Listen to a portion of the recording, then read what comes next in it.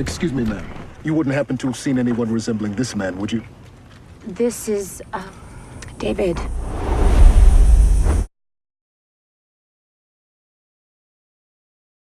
The Guest is a thriller about a family whose son passed away about a year prior, and a stranger shows up at their house. So they promised their son that if anything happened, he'd check in on them. They invite him to stay, and he starts kind of trying to transform their lives in interesting ways. Well, I mean, it's really quite simple.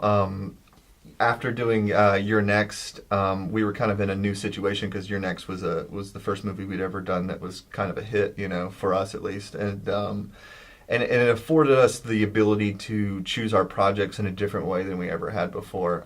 Prior to You're Next, it was always about picking a story or subgenre that we could pitch to someone and actually get money for it, you know. And with You're Next, it was pitching a home invasion film, and that was an easy case to get going, you know. And after that, we, you know, for this film, we were in this kind of new realm where we were able to more or less pick our film just purely as filmmakers, you know. And that left us in, you know, instead of having to kind of narrow your thought process, it left this whole array of possibilities. And that was kind of overwhelming at first, you know. You'd think it would be the opposite, but it was one of those situations where now we had to completely start thinking differently, you know, because goals were met that we'd been kind of working for so many years. And so there was kind of a downtime where, you know, we ended up working on these VHS movies, you know, and those were, you know, horror anthologies that we were doing to kind of fill the void for a little while. And then one day I was over at our office in Culver City, and I just had a stack of Blu-rays with me, and I'd just decided randomly to watch Halloween, the original on Blu-ray, and the original Terminator. And, you know, strangely enough, like, those two movies, just, like, when I watched them, I just realized they kind of embodied the type of movie that we wanted to make, almost literally, like, mashing them together, you know. And so I just had a conversation with Simon about that, you know, and it turned out that he kind of had a script idea that kind of existed in that realm that we were looking to make, you know, and that's really the origin of how it came to be. I want you to show me who hit you yesterday. What are you gonna do? Nothing bad. For the damages. Well, it's funny because just a couple months prior, I was visiting my dad back home, and he and my stepmother were obsessed with Downton Abbey, and they insisted that I watch the first season with them. And so I sat down, and they'd already seen the show, like the whole first season, like twice before or something, you know. So I sat down and watched it, and I really enjoyed it, and so that was my kind of introduction to Dan, you know. And when it came down to casting the film, you know, it's just one of those things where, you know, you talk with the different agencies, and they have a list of, you know, people that, you know, are kind of in the bracket that you're looking for.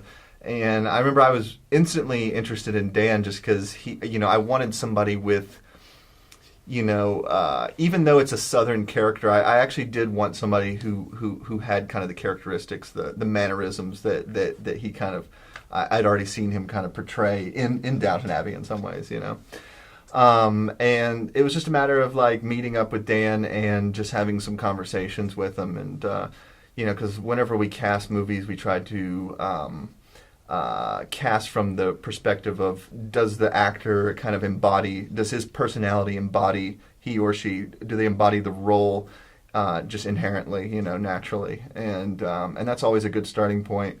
And Dan did, obviously, and he has a great sense of humor, and that was really important as well. That's another thing also, is I feel like 9 out of 10 times, you know, auditions or just meeting with people, a lot of times the breaking point is, does this person get the humor of the project? And he did, and we just kind of went from there, you know.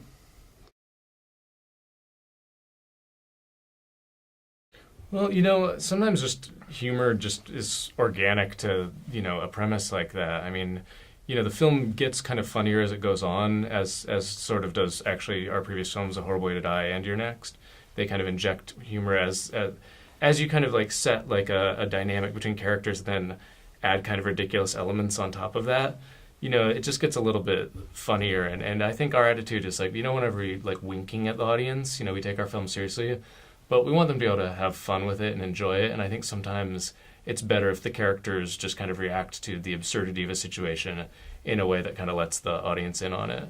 Yeah, you know, it's an interesting thing because like Simon doesn't really write jokes per se in the script or anything like that, but there is like a almost like sarcastic wit to it all, and sometimes that's like also going back to, you know, choosing actors. It really is like, you know, do they see that, you know, because it's not like necessarily on the surface type of stuff, you know, but it's extremely important that that it has it, because like Simon said, you know, we're trying to make a movie that's fun and accessible for an audience, and the best way to bring somebody in is if they can see the humor in something, you know. Mm-hmm. Yeah, Dan got it right away, and so did our lead actress, Maika Monroe. They both like were immediately kind of making us laugh with their takes on the characters, and that's how we knew it was like going to work perfectly.